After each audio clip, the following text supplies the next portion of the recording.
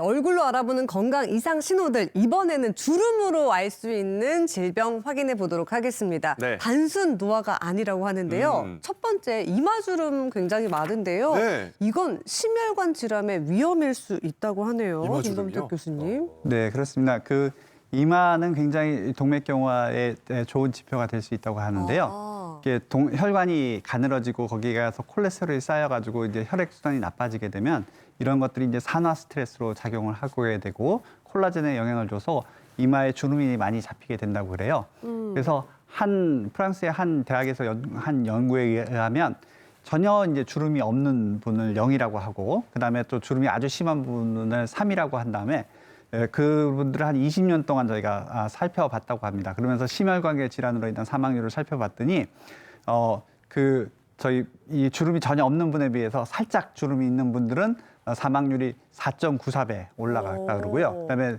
주름이 좀 더 심한 분들이 한 2단계나 3단계 되는 분들은 10.2배나 더 심혈관계 사망률이 늘어났다고 합니다. 10.2배가 10배라는 얘기인데 엄청나네요. 자, 이마 주름까지 알아봤고요. 이어서 귀로 내려가 보겠습니다. 언뜻 귀와 주름은 상관이 없을 그러게요. 것 같이 생각이 드는데 유일하게 주름이 없는 것 같은데. 네, 과연 어떤 신호일지 보겠습니다.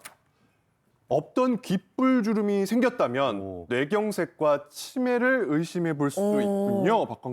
박광률 교수님.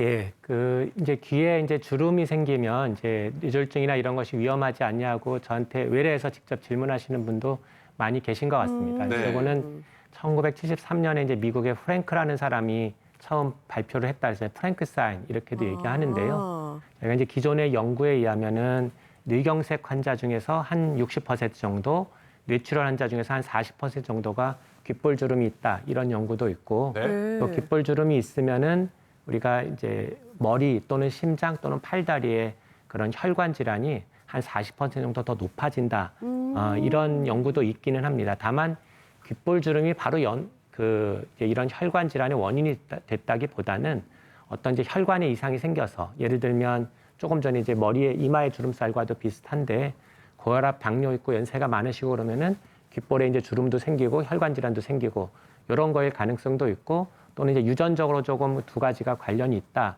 이런 연구도 있기는 합니다. 야, 이 귓볼 이 주름도 신기한데 그 주름이 이 뇌경색의 원인이 될 수 있다는 게 또 신기하고요. 그 주름이 이 치매의 신호가 될 수 있다는 게 더 신기하네요, 교수님. 예? 예. 그것이 이제 치매랑 관련이 있다 이런 게 또 마침 우리나라에서도 그런 연구 결과가 있기는 했었는데요. 네. 치매 환자 보니까 한 60%가 이걸 갖고 있더라. 근데 치매가 아닌 사람도 한 40%는 갖고 있더라. 이런 연구가 있거든요. 그러니까 이 치매가 있는 사람이 조금 더 이런 게 확률이 높은 것은 사실이지만 그래도 정상인도 많이 갖고 있으니까 이것만 갖고 있다 그래서 뭐 크게 이제 걱정하실 필요는 없겠고요. 네. 다만 조금 전에 그 혈관 질환이나 이런 치매 이런 위험성에 대해서는 평소에 고혈압, 당뇨, 이상지혈증, 콜레스테롤 높은 거 이런 것들을 잘 체크하시고 관리하시면 크게는 걱정하지 않으셔도 된다 이렇게 말씀드리고 싶습니다. 네. 네. 이어서 단순히 노화가 아닙니다. 질병의 신호일 수 있습니다. 마지막 또 보도록 할게요. 이 경우에는 얼굴에 깊은 주름이 많은 경우에는 골다공증 위험이 높아질 수 있다고요, 김혜경 교수님? 네, 어떻게 보면 이런 주름이 또 이제 뼈 건강에 어떻게 거울로서 이제 작용할 수 있는 또 중요한 신호가 될 수가 있는데요. 실제 미국의 예일대학교에서 진행한 연구가 100명 정도 폐경 후 여성들을 이제 대상으로 진행을 했었을 때 주름이 깊고 많은 여성들에게서 골다공증이 많이 발생하는 것을 확인할 수가 있었습니다. 이 이유는 바로 콜라겐 때문인데요.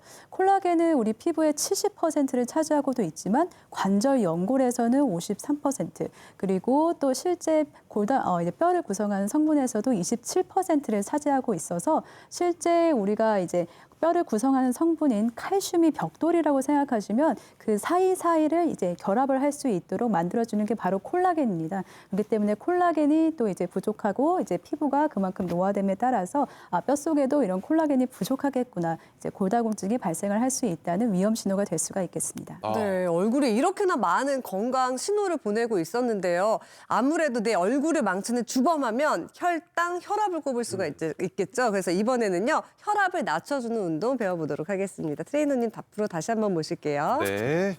자, 혈압을 낮추면 얼굴 주름도 좀 네네. 줄어들겠죠. 혈관을 탄탄하게 만들어주고 혈액순환을 원활하게 도와줄 수 있는 운동법 알려드리도록 하겠습니다. 네. 의자에 먼저 앉아주실 거고요. 네. 자, 여기 준비된 수건을 한 장씩 이용해서 네. 오늘 예. 운동을 해볼게요. 자. 네. 자, 수건 양 끝을 이렇게 한 손씩 잡아서 네. 어깨 넓이 정도로 네. 쭉 들어 올려 보실게요.